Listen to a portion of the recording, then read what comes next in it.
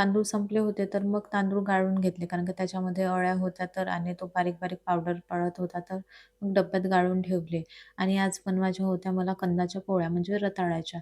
तर त्याच्यासाठी मी कंद इथे कुकरमध्ये मांडून घेतले आणि साईडनीच वांगे पण मांडून घेतले कारण की वांग्याचं पण मला भरीत बनवायचं होतं, तर तेल हे संपलं होतं. मग एका साईडने वांगे ठेवले भाजायसाठी आणि भरितासोबत मला भाकर बनवायची होती आणि रेयांशला भाकर आवडत नाही म्हणून त्याच्यासाठी 2 पोळ्या बनवून घेतल्या आणि पोळ्या झाल्यानंतर मग भाकर बनवून घेतली आणि कंद उकडून झाले होते, तर त्याचे छिलके वगैरे काढून घेतले, साखर मिक्स केली आणि थोडासा इलायची पावडर टाकला.